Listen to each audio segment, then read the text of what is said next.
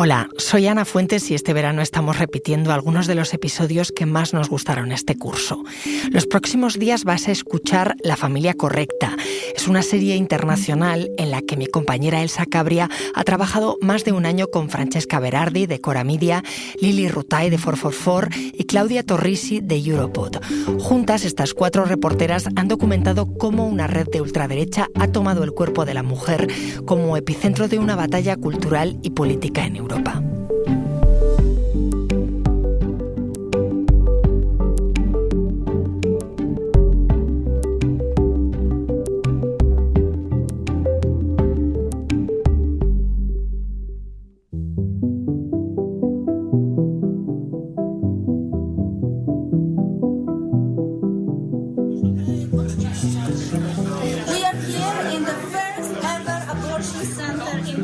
Estamos en la primera clínica abortiva de Polonia. Tras 32 años de espera, hoy en el Día Internacional de la Mujer, inauguramos este lugar financiado por la gente y para la gente. Cualquier mujer puede venir aquí, estar con nosotras y abortar. También pueden venir para informarse. Pueden venir para comprar algo y contribuir a que otra persona lo haga. Os damos la bienvenida a este lugar. Este lugar es muy simbólico. Estamos frente al Parlamento. Estamos en el número 9 de la calle Wiejska, en el centro histórico de Varsovia, delante del Parlamento polaco. La voz que has escuchado es la de Kinga Jelinska, una antropóloga polaca que vive en Ámsterdam. Pero este 8M estaba en Varsovia. En 2014 cofundó Women Help Women, una ONG que da píldoras abortivas a mujeres que quieren interrumpir su embarazo, pero viven en países donde es difícil, si no imposible, hacerlo. Obviamente, atienden a muchas mujeres en Polonia, pero también hacen envíos a otros continentes.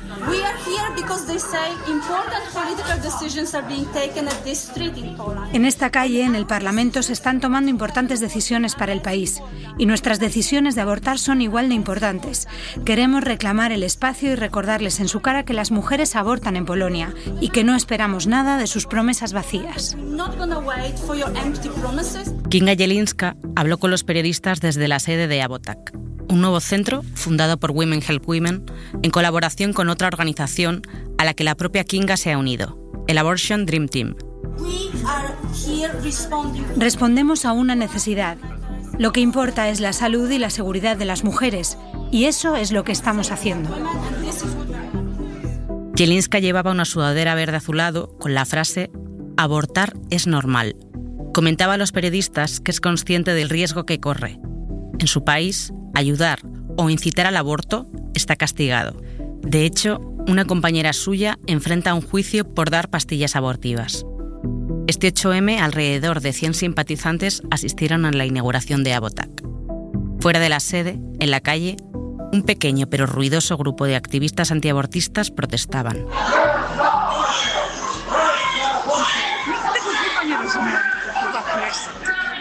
De fondo, como se puede oír, reproducían el sonido del llanto de bebés. Gritaban: «Nunca permitiremos que se mate a los niños polacos a demanda». Exigían que los diputados sentados a pocos metros, al otro lado de la calle, defiendan las estrictas leyes antiaborto vigentes en el país. Te lo conté en el episodio 3. Polonia y Malta son los países que más restringen el derecho al aborto en Europa.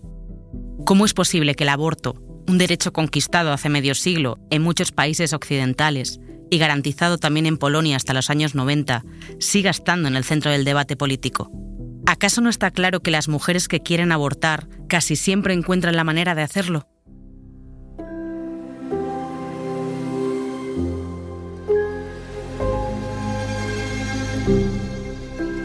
Soy Elsa Cabria y esto es La familia correcta, una serie internacional coproducida por El País Audio, Cora Media, 444 y Europod. Para este podcast he trabajado con Francesca Berardi, Claudia Torrisi y Lili Rutay, viajando por varios países de Europa para explorar cómo el cuerpo de la mujer se ha convertido en el centro de una batalla cultural y política en nombre de la defensa de la familia. De Madrid a Budapest, pasando por Roma, Bruselas y Varsovia, durante más de un año hablamos con políticos, activistas, expertos y sobre todo mujeres. Intentábamos entender cómo una red internacional de partidos ultraconservadores planea una represión de los derechos sexuales y reproductivos, presionando a favor de un tipo concreto de familia. La correcta. Episodio 6. Una ola de resistencia.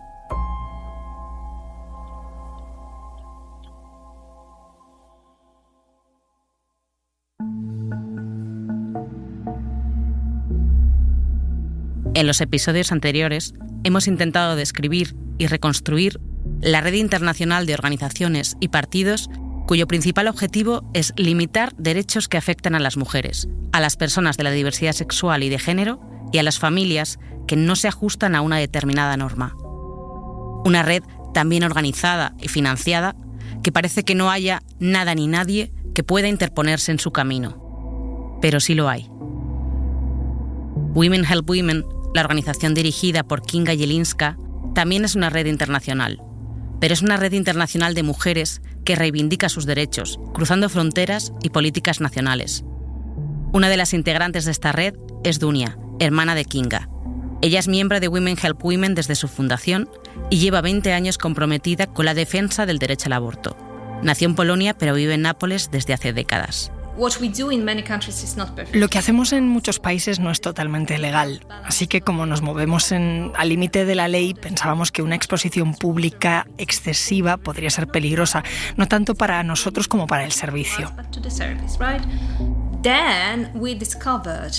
Descubrimos que con un poco más de exposición pública por parte de algunos de nosotros, muchas entrevistas, ya sabes, encuentros públicos, charlas con políticos, cosas así, pues con todo eso mucha más gente sabría de nosotros.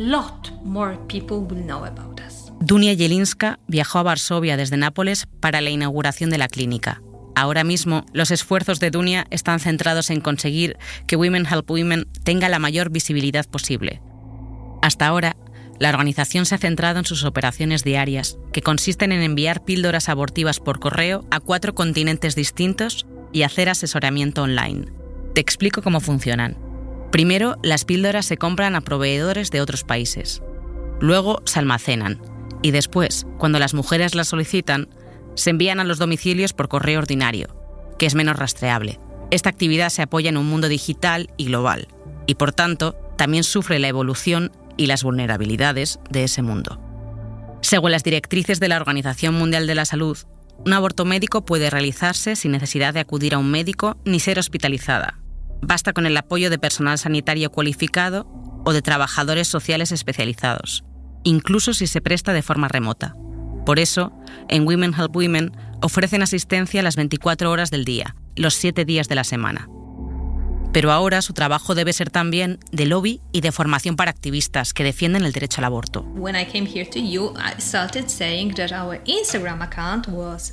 Cuando vine aquí, empecé diciendo que Meta había cerrado nuestra cuenta de Instagram. No fue solo la nuestra, también la de otros proveedores y otras organizaciones que proporcionan información, acceso a píldoras. Ocurrió justo después de que Zuckerberg declarara públicamente que era un partidario de Trump. Desde un punto de vista legal no pasó nada, pero en algunos países la gente tiene acceso a servicios para abortar a través de las redes sociales. Después, la cuenta de Women Help Women fue restaurada, pero este drástico boicot de Meta fue un shock. Así que Kinga, Dunia y las demás activistas vieron que necesitaban abrir espacios físicos para defender el derecho al aborto.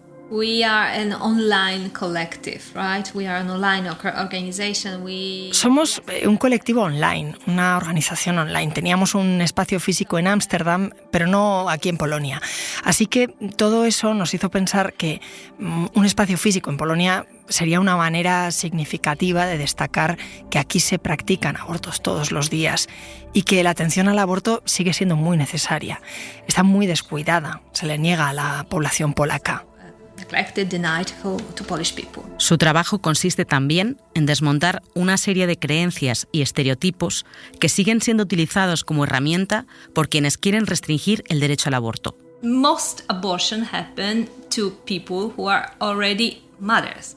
La mayoría de los abortos se practican a mujeres que ya son madres, que ya tienen hijos. La mayoría de ellas no son chicas de 18 años a las que les haya ocurrido un accidente en la discoteca. Son madres, ya saben cómo funciona, ya saben qué es lo mejor para sus familias, para los otros hijos que tienen, para su presupuesto familiar. No siempre son mujeres pobres, que tengan problemas económicos las que abortan. Por supuesto que no, por supuesto que no. Estamos ayudando a mucha gente. Parlamentarios en Polonia nos llaman para pedirnos píldoras abortivas. Personas que públicamente se están pronunciando en contra del aborto nos llaman para pedirnos píldoras abortivas. El sueño de Dunia se plasma en la sudadera que lució su hermana Kinga en la inauguración del centro Abortak, esa en la que ponía «abortar es normal». Insiste siempre en la normalización del aborto, o mejor dicho, en la idea de que el aborto sea considerado un asunto de salud pública como cualquier otro. Solo así la gente dejará de utilizar un derecho que atañe a la salud de las mujeres como herramienta política y también económica.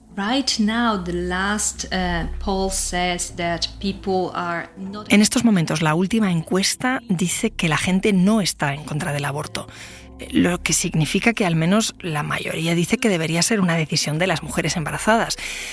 Esto es un gran paso, es un paso adelante. Por supuesto, los políticos se dieron cuenta. Fue tan obvio en las últimas elecciones de septiembre de 2023 que ganaron por el voto femenino, ganaron gracias a nosotras. Y la primera promesa electoral fue que el aborto se iba a legalizar, se iba a despenalizar en un año. Pero no pasó nada. El aborto es un buen tema antes de las elecciones, pero una vez que se llega al poder, se olvidan, una vez que se entra en el Parlamento. Eso ocurre en casi todas partes.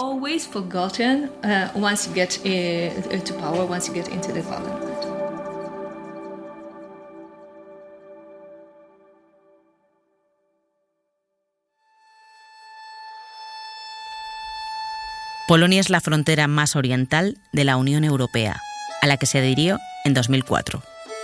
Con algo más de 38 millones de habitantes, es el quinto país más poblado de la Unión y es también su quinta economía. Tiene además una fuerte y muy arraigada vinculación con la Iglesia Católica. Las elecciones a las que se refería Dunia fueron las que en 2023 llevaron a Donald Tusk, del partido de centro-derecha Plataforma Cívica, a ser elegido primer ministro. Llegó al cargo tras 8 años de gobierno del Partido Nacionalista de Derechas, Ley y Justicia. Durante el gobierno de Ley y Justicia entró en vigor una prohibición casi total del aborto. Ese mismo año, ciudades y municipios de toda Polonia adoptaron algo que se llamó Cartas de Familia, un documento por el que los ayuntamientos se comprometían a, abro comillas, proteger a los niños de la corrupción moral, o se declaraban libres de ideología LGTB, cierro comillas. Pero en 2023 los polacos votaron por el cambio y las mujeres votaron en masa. Por primera vez votaron más mujeres que hombres. Como recordaba Dunia, la promesa era restablecer el derecho al aborto en los primeros 100 días del nuevo gobierno.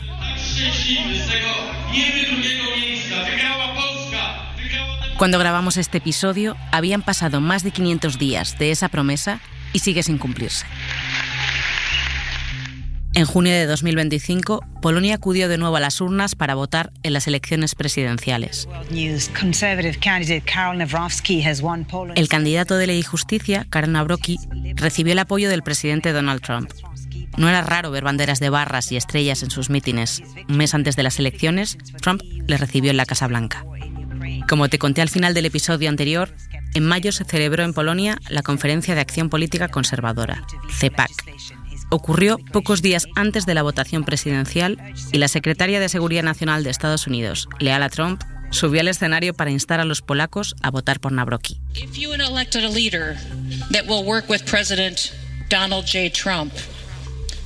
Karol Nawrocki fue elegido el 1 de junio.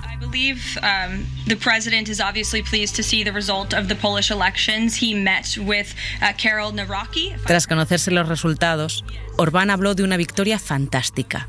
El partido de Meloni, Fratelli d'Italia, también felicitó al presidente Nawrocki y al partido Ley y Justicia por su impresionante éxito. Según sus partidarios, Nawrocki está devolviendo la normalidad al país, al igual que ha hecho Trump en Estados Unidos.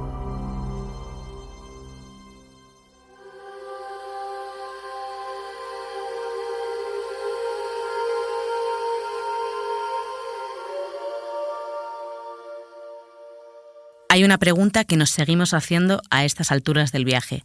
¿Qué es lo que une realmente a estos partidos? ¿Es realmente la defensa de la familia, de ese tipo concreto de familia, la clave de todo? ¿O es algo más? Para encontrar una respuesta, volvimos a Budapest.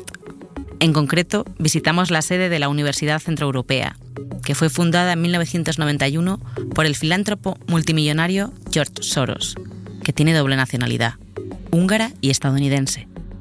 En 2017, el gobierno de Orbán aprobó una ley que impedía, de hecho, que esta universidad siguiera operando en el país. Tras un largo tira y afloja, la universidad trasladó la mayoría de sus cursos a Viena. Hola, ¿qué tal? Hola. Allí nos encontramos con Lisa Zanotti, profesora asistente de la Universidad Diego Portales de Santiago de Chile, que estaba trabajando como investigadora principal en el Instituto de la Democracia, la única entidad activa dentro de la universidad. Subimos a la biblioteca y, aunque era una tarde de entre semana, solo nos encontramos con 2 o 3 personas.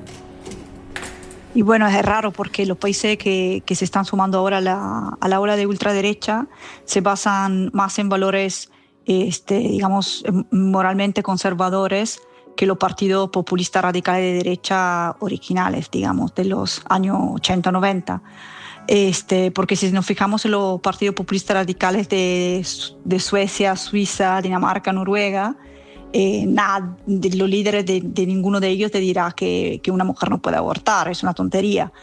Pero luego tenemos los países de Europa del Sur, los países latinoamericanos, los Estados Unidos, donde los líderes de ultraderecha es muy dura, es muy conservadora en cuestiones morales, sobre todo acerca del aborto, pero también en el matrimonio entre personas del mismo sexo, adopción de niños por parte de esas mismas parejas, son muy, muy conservadores. Zanotti es italiana, pero vive en Chile. Hace 7 años comenzó a investigar sobre la extrema derecha en América Latina y Europa. Y es por esto que resurgió la CEPAC, que es una forma de conectar Europa del Este, Europa del Sur, Estados Unidos y América Latina. Esto concuerda con lo que vimos en la reunión de Madrid de la Red Política por los Valores, donde, recordarás, la presencia húngara fue masiva. La noche previa a la cumbre antiabortista, en el Teatro Real, organizaciones cercanas al gobierno de Fidesz celebraron la llamada Recepción Húngara para las Familias. Al día siguiente, Peter Torchi, director del Centro de Derechos Fundamentales, nos habló de la apertura de una oficina en Madrid, refiriéndose a ella como una puerta a Sudamérica. Debemos salir de nosotros a conquistar el mundo, al mundo exterior, y llevar esa buena nueva de que una vida en familia, una vida que defiende los principios básicos es posible. El sentido común coincide con lo que nosotros planteamos. Y lo más importante es que Dios está con nosotros. Y si Dios está con nosotros, ¿quién puede estar en contra de nosotros? Pero lo que dice Zanotti también tiene sentido si se observa el organigrama de la Red Política por los Valores. Hasta diciembre de 2024, José Antonio Cast, político ultraconservador chileno y ex candidato presidencial, ocupó el cargo de director de la red. Por encima, la directora ejecutiva y cofundadora es Lola Velarde, una figura muy conocida en el ámbito ultracatólico español. De todas formas, a pesar de los puntos en común con el tema de la familia, según Zanotti, el rasgo definitorio de este tipo de fuerzas políticas es otro. Ese es lo que se define como autoritarismo, que es básicamente la creencia que la sociedad se debe estructurar de una manera determinada, de una forma que es muy jerárquica, pero al mismo tiempo muy normativa. La sociedad como debería ser. Y quien vaya en contra de este orden preestablecido y normativo debe ser castigado de alguna manera. Es muy importante recordar que el autoritarismo no es solo acerca de la seguridad pública y de castigar a los delincuentes que rompen este orden, digamos. Se trata más bien o también de proporcionar una hoja de ruta para tener una sociedad en que la familia sea una familia con un padre, una madre y unos niños, claramente una visión normativa de la sociedad, en la que hay algo que está bien y algo que está mal, una división totalmente moral. La derecha es muy, muy buena, la ultraderecha, en transmitir este mensaje.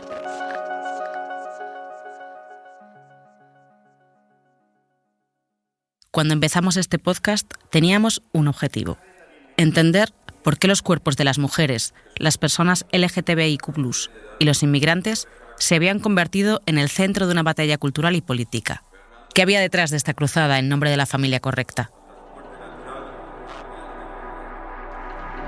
Hace unas semanas, cuando estábamos terminando este último episodio, nos informaron de la inminente publicación de un informe sobre la financiación de toda esta red. Y para serte sincera, fue como una señal del destino.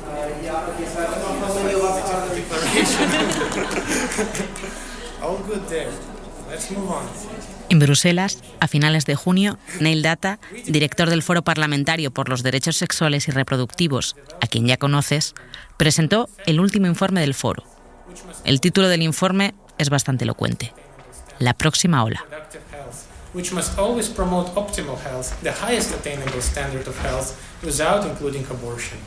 No voy a contarte todo lo que contiene el informe, que es muy detallado, pero en resumen muestra claramente cómo existe en Europa una red de partidos políticos, instituciones conservadoras y organizaciones disfrazadas de sociedad civil que van mucho más allá del simple lobby.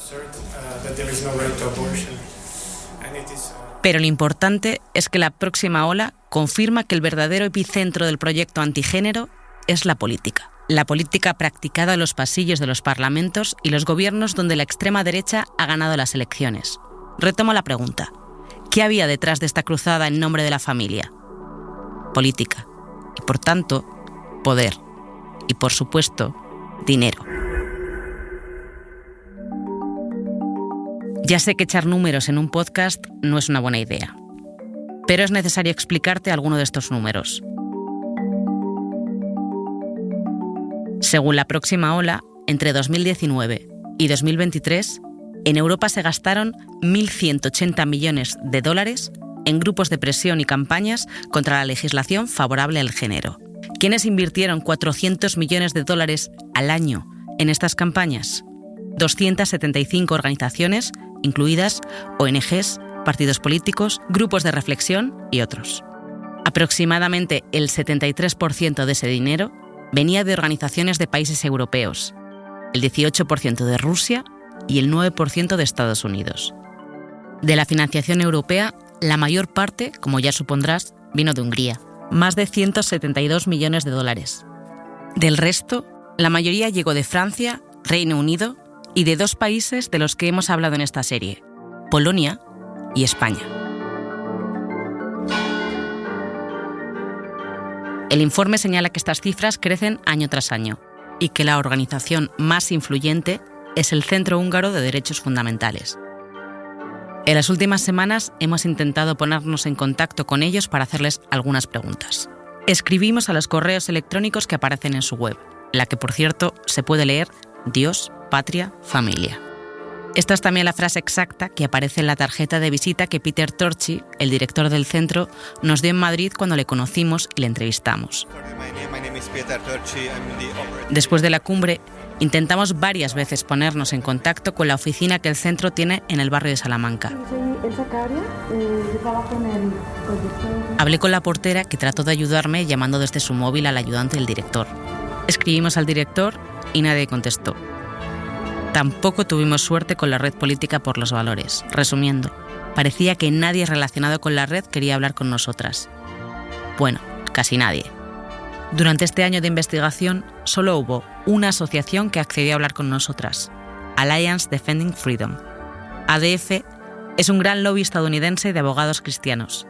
Vimos su material en la Cumbre de Madrid, en particular una pegatina contra la cultura de la cancelación. ¿Recuerdas lo que Francesca te contó sobre Roe vs. Wade en el primer episodio? Pues bien, fue este grupo de abogados quien ayudó a anular la histórica sentencia que protegía el derecho constitucional al aborto. Fuera de Estados Unidos, Europa es la región donde ADF gasta más dinero. Cada año, una media de entre 5 y 6 millones de dólares. Cuando les preguntamos a qué asociaciones concretas financian en Europa, respondieron que colaboran con una vasta red de aliados. También nos informaron de que forman parte de la coalición contra la ideología de género, junto con la Red Política por los Valores, el Centro Húngaro por los Derechos Fundamentales y la Fundación Heritage de Estados Unidos. A estas alturas, estoy segura de que ya te suenan todos los nombres de esta infinita lista de nombres largos y confusos.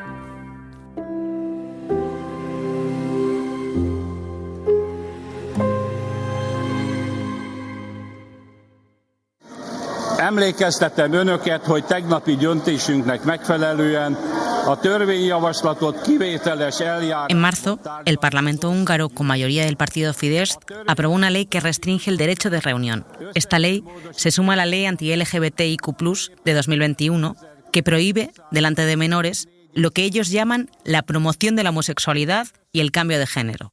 La nueva ley se consideró un intento directo de prohibir eventos como el Orgullo de Budapest.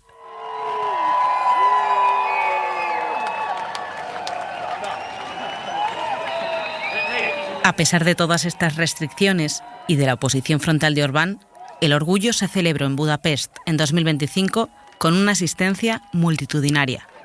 Lili, mi colega de 444, estuvo ahí. Nos contó que fue un día del orgullo inédito. Fue una marcha que se extendía durante kilómetros. Le llamaron la atención varias cosas. La cantidad de gente, no necesariamente de la comunidad LGTBIQ+, que participó para mostrar su apoyo al colectivo, los pocos carteles que podían verse y la presencia de gente muy mayor y de familias con niños.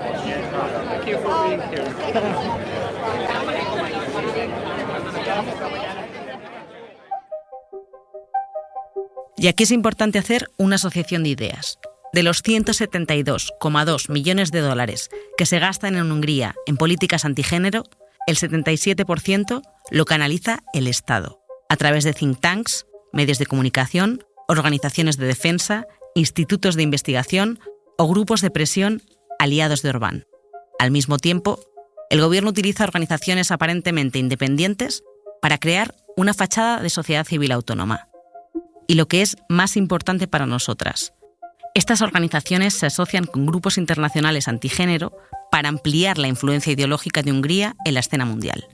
Pero hay más. Las instituciones financieras vinculadas a Fidesz parecen financiar a partidos políticos y entidades de extrema derecha de toda Europa que se alinean con una ideología contraria al género. Por ponerte un ejemplo, el MBH, un banco húngaro semiprivado, concedió un préstamo de 9,2 millones de euros a Vox. La misma institución apoyó a través de intermediarios al FPÖ austriaco y al Partido Reagrupación Nacional de Marine Le Pen en las elecciones presidenciales francesas de 2022. El banco MBH es propiedad de Luring Mészáros, probablemente la persona más rica de Hungría, amigo de la infancia y socio de Viktor Orbán. A través de una empresa estatal, el gobierno húngaro posee una participación indirecta en el banco. Todo este activismo financiero dio sus frutos en 2024. Piénsalo. Antes de las elecciones europeas, Fidesz era un partido sin casa en la Unión Europea. De hecho, en 2021 abandonó el grupo del Partido Popular Europeo y estaba relegado al margen de los debates parlamentarios. Pero en 2024 se convirtió en el motor de la creación del grupo Patriotas por Europa, que preside Santiago Abascal.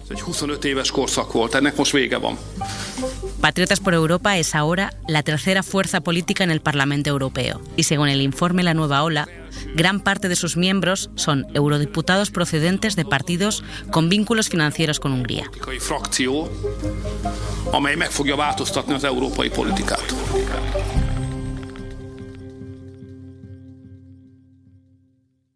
Al final de este viaje hay algunas cosas claras. Mientras, por un lado, la ultraderecha, organizada a través de la Red Política por los Valores, intenta acabar con los derechos de las mujeres y las personas LGTBIQ+, del otro, hay mujeres que le plantan cara. Luchan por revelar el funcionamiento de la ultraderecha e intentan parar su avance. Porque su estrategia apunta a nuestros cuerpos y, en última instancia, a nuestras vidas. Muchos de los que habéis llegado hasta aquí nos habéis dicho que esta serie os ha resultado aterradora. Y no podemos decir que lo sentimos. Porque la extrema derecha no está viniendo. La extrema derecha ya está aquí. Es aterrador, es real, es ahora. La Familia Correcta es un podcast coproducido por El País Audio, Cora Media, 444 y Europod. Se ha realizado en el marco del proyecto WePod, cofinanciado por el programa Europa Creativa de la Comisión Europea. La versión española está escrita y narrada por mí, Elsa Cabria. La idea, la información y la investigación de campo son de Francesca Berardi, Claudio Torrisi, Lili Rutay, Elsa Cabria y Manuel Tomillo. El apoyo editorial es de Bárbara Ayuso. La edición es de Ana Rivera y Alexander Damiano Ricci. Grabación y diseño de sonido de Daniel Gutiérrez. Diseño de arte de Ruth Benito. Project Manager, Enar León. Editora jefa del País Audio, Silvia Cruz La Peña. Productora ejecutiva, Ana Rivera. La coordinación editorial y de producción es de Alexander Damiano Ricci, de Europod. Cofinanciado por la Unión Europea. No obstante, las opiniones expresadas pertenecen únicamente al autor o a los autores y no reflejan necesariamente las opiniones de la Unión Europea. Ni la Unión Europea ni la Administración otorgadora pueden considerarse responsables.